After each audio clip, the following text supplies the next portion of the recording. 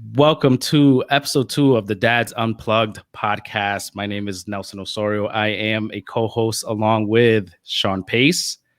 Hello, everyone. I am Sean Pace, your other co-host, joining you today on the podcast. Nelson, I'm excited. Our guest number 2. This is going to be fun. You're in for a treat. We have a doctor in the house. So, yeah. Sean, go ahead. You know Dr. Wellness a little bit better. Let's get a nice little intro for him. Yes, his superhero is Dr. Wellness, also known as Dr. Glenn Miller, but he is a doctor of chiropractic care, a teacher, a wellness advocate, and a father. We're very honored to have him on, and an accountability partner for me for some very important health things that I'm working on. And Dr. Wellness, welcome to the show. Thank you so much for joining us today. Hey, Sean, thank you for the invite. Nelson, it's great to meet you all. I'm really excited for this, man. I'm definitely stoked and excited about this podcast. It is overdue and obviously necessary. We think the same thing, and we're just trying to help out some dads and to remind all of our listeners and the viewers on YouTube that this is unedited. We are keeping this raw, just like we are just a couple of dads sitting around shooting the shit.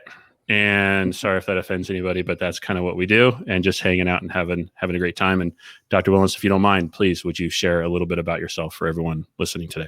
Yeah, sure. So as you said, my name is Dr. Glenn T. Miller. I graduated very recently with my Doctor's of Chiropractic about a year, a little bit over a year now.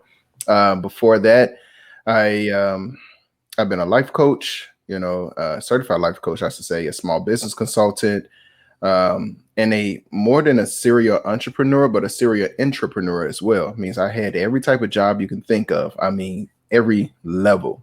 I'm a kid that grew up from the south side of Chicago, and,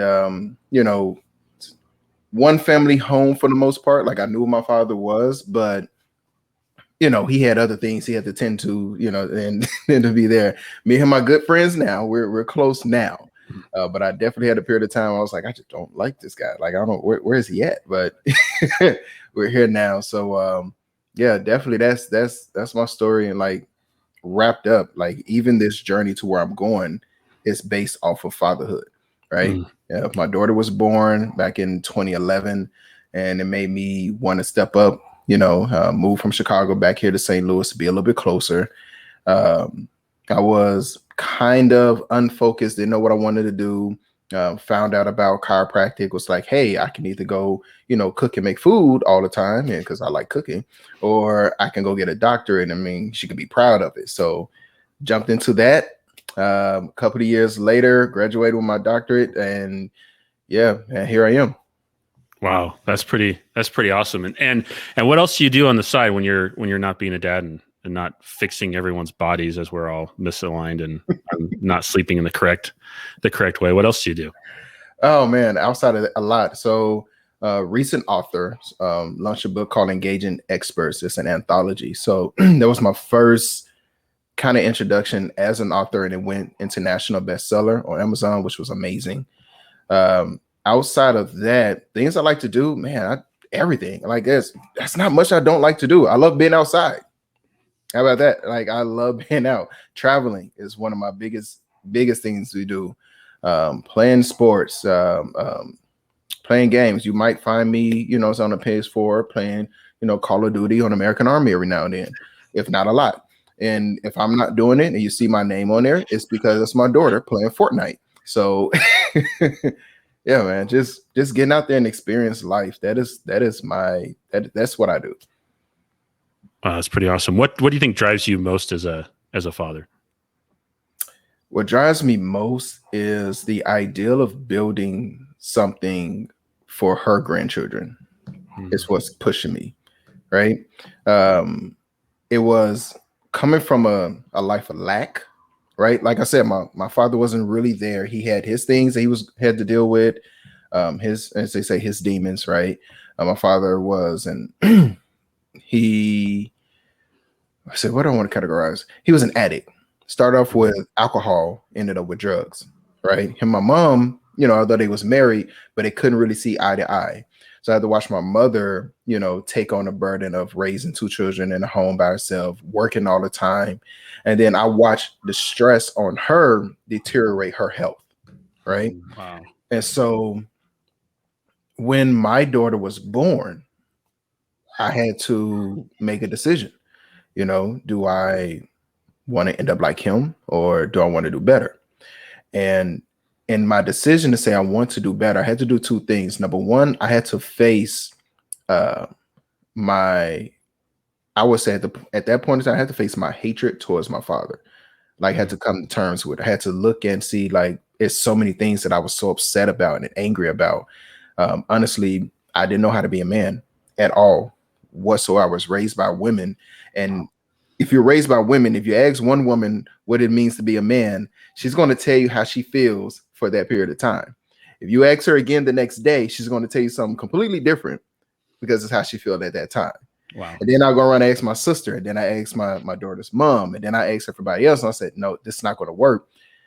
And in my research, because I actively started researching this, what does it take to be a man, our roles in society, what do we need to do? I found that we have an ability to decide who we are and how we're going to live, and then hold ourselves accountable for it. Right? That's our honor code. So once I faced that, my code then was, well, now I want to build for my daughter, not just for her, but for her children, so that they will have something. One, they don't have to struggle the way I struggled. Right? Nobody wants their kids to go through it. I want her to have character, but she don't have to do it. That's great. Two, I want to more than just get out of the struggle, but I want to actively influence her, right? And her thinking. I want her to know that she was loved, wanted, and cared for, and beyond my own imperfections, right? And finally, I want her to be proud, right? Beyond that, I want her to be proud. And so that kind of pushes me. It pushes me to do things just surface level. I don't have to just do things just because she wants to do it every day. She want to go out and have fun. I'm like, okay, that's great, but somebody got to pay the bills, right? Well, can I ask you, do you think that the impact that your father had in your life, whether negative or positive, just the impact did that shape you more in the direction of being a strong male figure for your daughters, because you saw such negative, kind of what you didn't want? Was that kind of the foundation of, hey, this is who Dr. Wellness has to become? Absolutely. I 100%. I think it was Tony Robbins. I heard him speak before, and he was talking to a client, someone at his seminar, and she was talking about, bad mouth her dad, didn't do this, he didn't do that. And he said, if you're going to blame him for everything that went wrong in your life, you need to also thank him for everything that's right. Wow. Right. And I'm like, it's the same thing. My father not being able to be there for me allowed me to adopt other father figures. So I took the best of different mentors along the way, and I kind of composed who I am today based off of them. Right. And it's an ever-growing process. I couldn't be comfortable. So because of that, now I have, wisdom from like Tony Robbins. I got recent wisdom from Delano A. Johnson, man. I got, I've gained wisdom from so many different elders growing up, learned how to fix a car with my own hands, right? Like, some people don't know how to do it, but I figured it out because people, different people showed me. Don't know how to do it. He can't do it. Okay. Yeah. I try to help him across the country, but Sean, the goal was to have guests that don't throw us under the bus. Okay. or learn how to cook for myself. Okay. Right? Here we go. Yeah. We go. Now we're talking. Hold on. You can't gloss over cooking. What's the dish? We're coming over. What's the dish you're making? Everyone has a go-to dish. I make my mother's pork chops. I haven't had those in a long time. I've never had, let me rephrase that. I've never had your mother's pork chops. I've never had pork chops in general in a while. So. Right? Yeah, not. Yeah. Hey. Where is this going? All right. So we're coming over for pork chops. Got it. Yep. Yeah. So, it's amazing, man. So I have a question for you. Yeah. And as you talk about other father figures that you've had, was it hard to recognize that you needed that? Did someone tell you, hey, because you're lacking in this area, because you need to find someone, or did someone come to you and say, hey, I want to help you? How did you decide that was a path that you wanted or needed to go on? You know what? I'll give this credit to my mom. Early on, she did a really great job of making sure that I stay active, but I stay active with like different support. So like religious background, right? Grew up as a Jehovah's Witness. And so we have elders that was in the congregation, and she made sure that on weekends I was with the brothers. I was with them. They were taking me out. She made sure that I was then influenced by, and they wanted me to be there. That was also great. So I think it was because of men out there who wanted to be mentors, right? I didn't know I was lacking it. I didn't know there was something I was going to be missing, but because they knew, you know, the type of value it can add, and they reached out, and she allowed them to be there. And she actively made sure to push me to be in front of them. I think that made a big difference.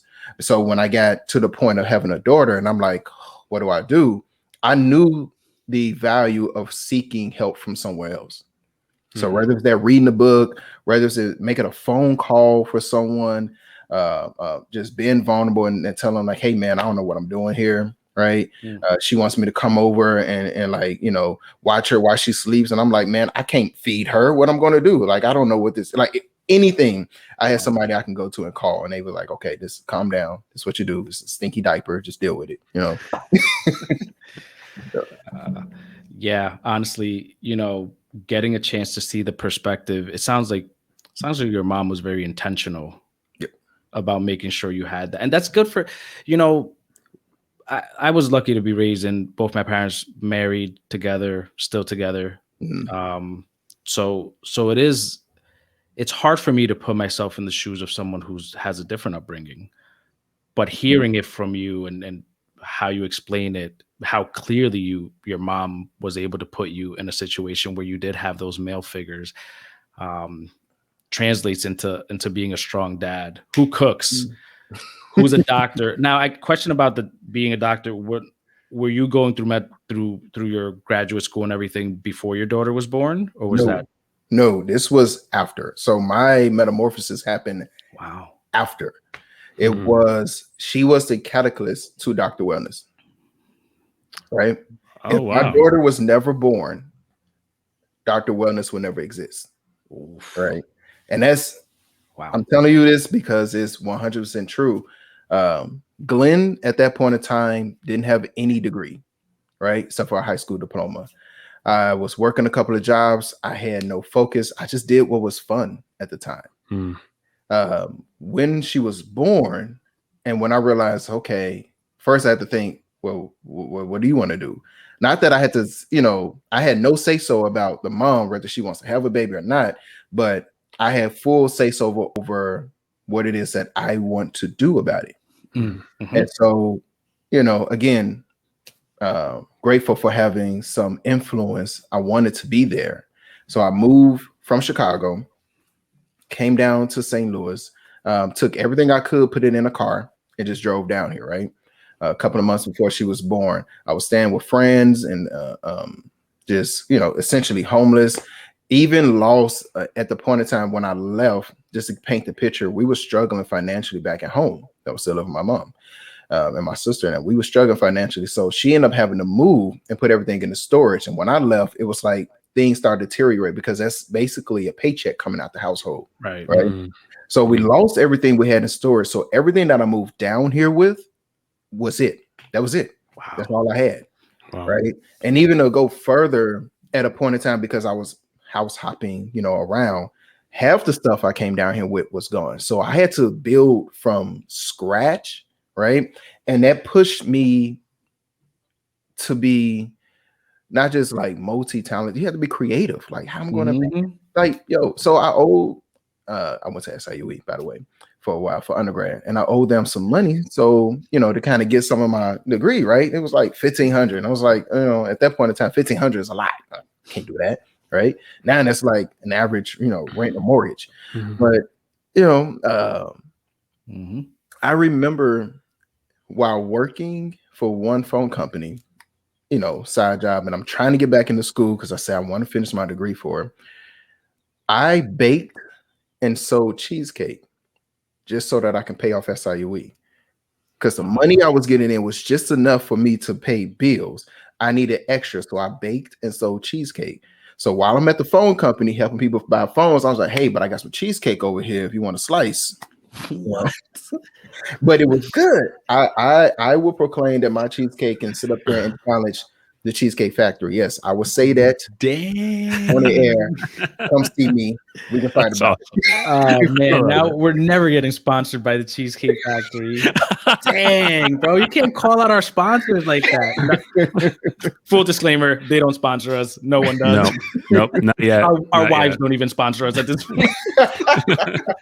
Full disclaimer. Man, yeah, Sean. I don't know if you have some follow up to that. That's Yeah. Well, as you are doing all this, and there's other dads that are, going through probably some similar situations that you are.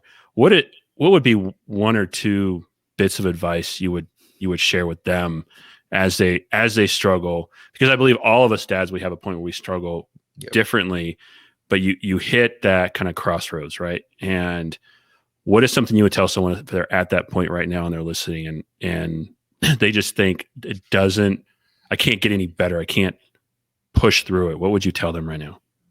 Wow. I would say, first and foremost, decide what it is the type of man that you want to be. That's hard, right? Some men can't decide who they want to be until they know the type of partner they want to have. And some men can't even have a partner until they know what they want to do. So make a decision on the type of man you want to be. You might not even get into the type of field you want, but the type of man that you want to be. So that's your honor code. Have an honor code, right? And then practice the art of long suffering. What I'm saying is it takes a while. I went from being broke, getting paid every week, but being broke by the end of the weekend, right? Getting paid every week. Friday, I got my check. By Sunday, I was starting it all over again, right? Working one of my many jobs. And I had a goal. And I remember daughter mom was really frustrated with life. It's like, well, what are we going to do? I was like, well, listen, it's looking bad now, but my goal is to not be broke before the next check. And so I started figuring that out. So once you decide what you want to be, you develop your honor code.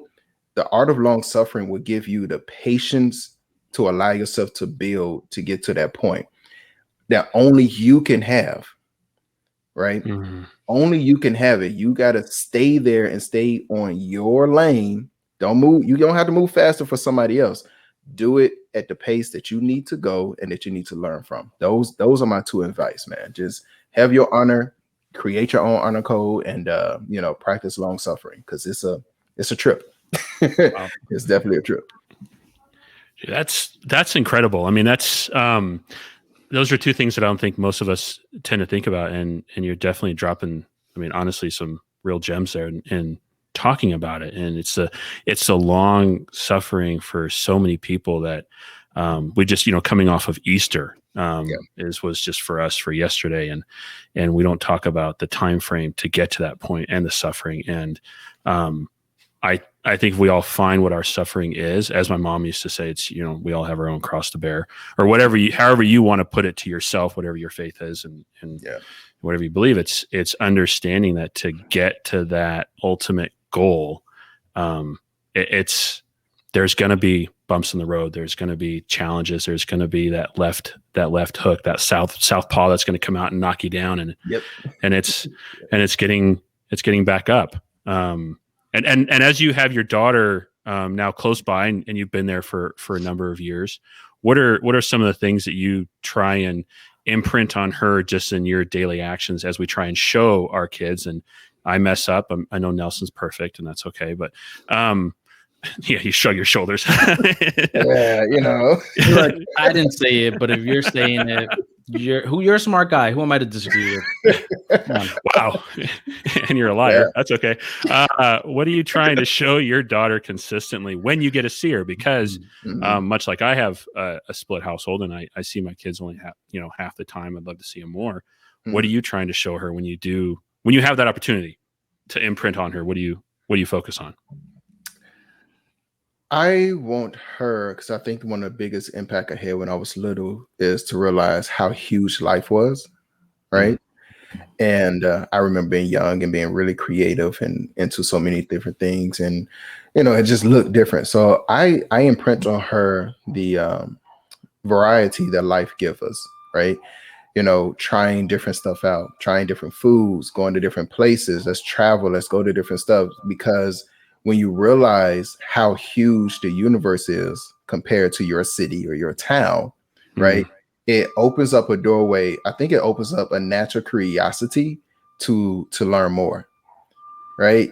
If you feel like it's all about my city, you learned everything about your city, you're not going to be inspired to learn anything else.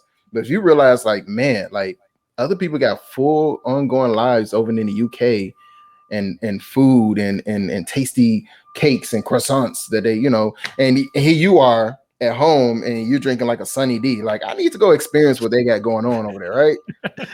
This guy knocking on Sunny D over here. Come on, man. No, I'm kidding. But I gotta just say, you reaffirm something that I've been teaching. I have a 10-year-old son, and I'm always like, try something new, try something different. More so for him to discover what he likes and doesn't like. I feel like we kind of go through life not even knowing. How do you know that you don't like something if you never even tried it? So it's one of those things where it's kind of like, try everything once. If you don't like it, that's part of that discovery process where you're like, okay, now I know. And then even question, why don't you like it? What is it? What can you change about it? Again, spark that curiosity, that creativity inside of a kid. As adults, like you said, when your daughter was born is when you pivoted to discover yourself more. Imagine you're teaching a kid to do that as they're young. I mean, by the time they're an adult, unstoppable. I mean, just really the sky's the limit. We say that, but then we're always pigeonholing kids into like, these little areas. And then we're like, do whatever you can be anything you want. Just like that. Just do it right here. Just be careful. Just be really careful. Babe, you can go outside, but just stay in the front yard so I can see you. Like, don't go anywhere. Stay here. Don't take any risk. None. But then as an adult, we're like, go be whatever you want. Take risk. And you're like, what? Yeah. We are told that as adults, we're told to, there's nothing you can do if you want to make a pivot, if you want to make a change. And, but we do you're right. At times tell our kids, great. You can be whatever you want. Just don't be that. And everything else is great. Everything else is fine. That's fine. Yeah. You can be whatever you want as long as I approve. Right. What? Oh man. And she's definitely and I would say a chip off the old block, because as inquisitive as I was, she is too. And then once she decides on something, man, I really cannot stop her. Like, once I make a decision, I'm doing this. And it might take me some years to figure it out. But like with her, she's doing her own like makeup line, right? She's perfecting the art of doing makeup herself. And it is phenomenal. It's scary how good she is. Like, I feel so bad for like the little high schoolers that she's about to go to school with. Because she's going to get to go, and she's perfected the no makeup technique where you don't know she have any on. And I'm looking at her and I have to stare, and I'm like, do you have on makeup today? She was like, yeah. I was like, go take it off now. You're too good at this. What is going on? Like, she's great. Oh man, that's awesome. But maybe it's just her way of trying to become, maybe a spy. And she's great at being a chameleon. So, and like we said, you can be anything you want to be. She does costume makeup too. So yeah. It's good. You never know. You never know. I got a question for you that we like to ask every guest. It's, what do you want your legacy to be? Ooh, what do I want my legacy to be? So Dr. Wellness wants a world where everyone is comfortable with pushing themselves to the optimal level. That's Dr. Wellness. Me, Glenn, right? My legacy is to create a sustainable system of organizations that will continue to run and bless my family far beyond me, right? Like I said, I want my daughter's grandchildren to have access. Say they want to start up a company and the funds is already there. That's what I want. So that's my ideal legacy, and to create that, to create that for myself, Dr. Wellness steps in, the superhero, and say, okay, well, let's go put everybody to the maximum output that they can do. And yeah, let's get to work. Wow, that's pretty incredible. I mean, it's something that I think, I haven't thought about that until recently, is being able to I think about my kids, but I don't ever think about my kids, grandkids. And that's powerful. Yeah. Can I ask you, I did go through your Instagram and saw that you wrote a book. Yes. Engaging experts. Actually, it's right here. So it's an anthology with many, many, many, many, many, many authors. I am one of them. Here it is, Engaging Experts. The title of my chapter is called The Ace of All Trades. It focuses on being multi-talented and how to utilize all of your talents without being dealing with imposter syndrome or being typecast into one box. Right? But utilizing everything. For me, it's Dr. Wellness, right? Because not only am I dealing with healthcare, which is apparent because I have a doctor in chiropractic, but I'm talking about your physical wellness, your mental, your spiritual. I'm talking about our cultural wellness, right? Financial wellness. I'm talking about every dimension and platform of wellness out there. And I have experience in all of it, but now I can do it underneath the umbrella of wellness. And I think a lot of us are very multi-talented, multi-dimensional beings with a lot of gifts, but we hide behind certain certifications or approvals, which is very limited. So I was like, no, man, I'm not. Yes, I got a doctor in chiropractic, but my knowledge was vast before chiropractic. Way beyond that. Yeah. So that's what I'm pushing for. That's that book, and I have a few more coming out that I'm so excited about, and I'll tell you guys about it when it's here. Yeah, no, of course, love to have you back. I mean, when you do another book launch, we'll put the link for your book for all your social media stuff so people can find you. Just so you know, I have no certifications to hide behind. That's just the kind of guy. I'm just like, I'm just a perfect guy. I'm just not gonna get it. I'm dropping out of college because I don't want to hide behind it. That was my goal. I was like, one day this guy, Dr. Wellness, is gonna write a book, and I'm just gonna be like, guess what? Doesn't pertain to me. There you go. I'm kidding. No, honestly, dude, the imposter syndrome is real. Especially, I grew up in an urban area. You get a real sense of, as an adult, when you see people that deserve success, and they're just kind of turning a blind eye to it, just because of it. It's powerful. That's hopefully people, after hearing a little bit more about you personally, definitely check the book out. But the book is written by you and several people, correct? Yeah, me and several people. So yeah, I'll share the link. You guys can order it. Pretty sure it's on up on Amazon, and it was great. It's the first piece of published work that I have. I've written other things, but never really yet published it. So that's awesome. And it's just, man, I'm ready. I like the bug done bit. Now I'm just ready to write some more, get some more things out, man. I'm excited. That's wonderful. That's that's pretty awesome. I haven't published anything. So anyway, so on that wonderful note, what is your best dad joke? The best dad joke. Okay. Okay. Let's try this one out. When is a joke considered a dad joke? When? I don't know. Sean? When? I don't know. I don't know. When is a parent?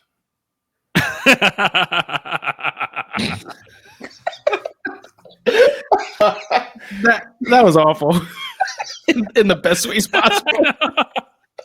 That's a true dad joke. Is just awful in the best ways possible. Yes. Yeah. Thank you for that. Appreciate that. I don't know if you realize it took me a second to understand it though. Yeah. Clearly, think about it. I clearly was just like, I don't know what he's trying to say. Yeah. a parent. Oh, thank There you. you go. That's Thank a you, dad joke. Dr. Wellness. That was pretty incredible. How do you guys stay with these? Look, I put this on for show. It's hot. It's like You guys are, wow. you didn't have to do that. You didn't have to I do wanted that. to fit in, and I was like, man, these guys look so cool. Let me. And I'm like, nah. But they weren't plugged into anything. I'm done. You're awesome. Oh man. So before we start getting out of here, I gotta ask. I can't see your whole shirt. What's your whole t-shirt? T-shirt was says a Father's Day gift. It's pretty cool. Dope Black Dads. That is awesome. It's awesome, man. My daughter, she picks out some great stuff. She knows like she knows I love anime. Right, I'm a huge anime fan, and so she'll find socks, and of course she gets help, but she'll find socks. But like, oh, I want him to get. She's so really talented at spending other people's money, but she's like, yeah, I want to get these for Dad, and they're like, okay, and then I'll get like a little letter underneath the gift that was like, yeah, you're gonna have to pay us back some of this, some of this investment. You know, she doesn't have any funds yet. It's beautiful. Children is like, you know, here's some money for you to go spend on me. Like, this is great. Thank you. I didn't know I wanted this. You didn't know you needed it yet, but that is a pretty cool shirt.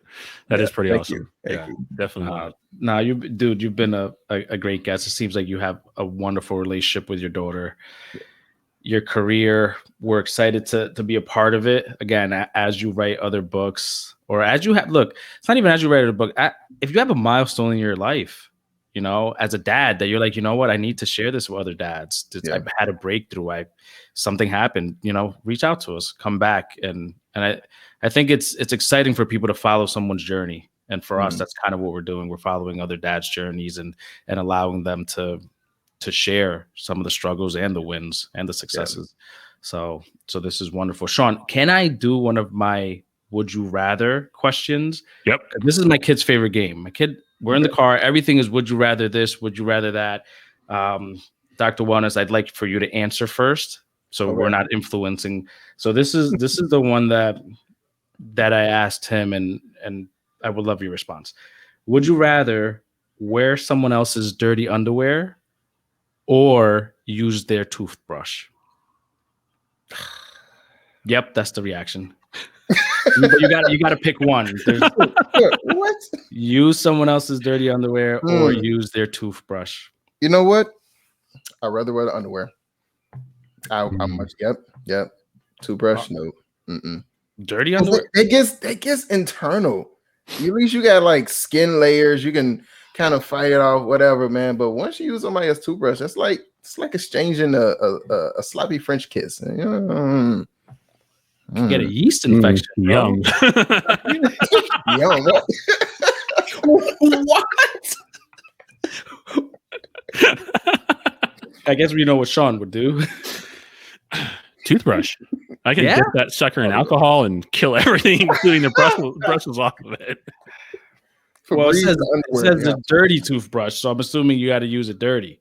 Oh, dirty tooth. Oh, wow. I think it's a question that's even harder if you can picture the person that you're getting it from. And when you said that, the picture that came to my mind was like, oh no. Yeah. It's not that easy to answer these questions with a 10-year-old. Wow. This is awesome. Yeah, I would also go with the underwear, as disgusting as that is. Yeah. I'm not sure I want to shove someone else's mouth juice in my mouth. Just gonna say, bro, welcome to Dad's Unplugged, bro. Man, thank you. We talk about. You know? I see. I'm thinking like on a physician level. I'm like, the amount of things that I know that is inside a person's mouth. Don't go there. Yeah. Please don't. Please. Save me. You have a better chance to wear the underwear on your head. Oh my! Yeah, I would. I'm the kind of person I'd rather not know how some things are made, and I'm okay with living the rest of my life. So you don't need to share that, Dr. Wellness. We can. Hey man, just throwing it out there. You get curious. So if anyone wants to really have that conversation with you, Gross, about that, or wants to find you elsewhere, where can they contact you in the world of social media?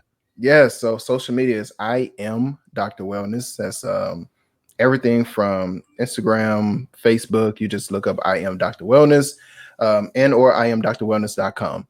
Yeah, that's how you can get in contact with me. On Clubhouse, on again Instagram. I'm really on Instagram a lot. I'm trying to work my way back into like LinkedIn and Facebook. Okay. But yeah, I'm a visual person, so Instagram it works. Is this accurate? That's right. That's right. I am Dr. Wellness. So without the at, but I am drwellness.com. That's right. That's it. Perfect. There we go. Man, this was wonderful. A lot of fun. Thank you so much for taking time from your afternoon. And we just, like I said, love to have some follow-up with you. Sean, any last words? No, nothing today. Just really appreciate your time, Dr. Wellness. It's great. I'll keep drinking my gallon of water a day. Thank you very much for that. Good job. And yeah, we appreciate it. We'll see you around, and love to have you back on again soon. All right, you guys. Thanks for having me. I appreciate you. This is great. I can't wait to hear this and all the rest. Awesome. Thank you. Have a great day, everybody. And please subscribe and follow us and review us, and let us know if there's another guest you'd like to have on our show. We'll do our best to try and get them on as best we can. As we gain our popularity, we're out there. Thank you so much.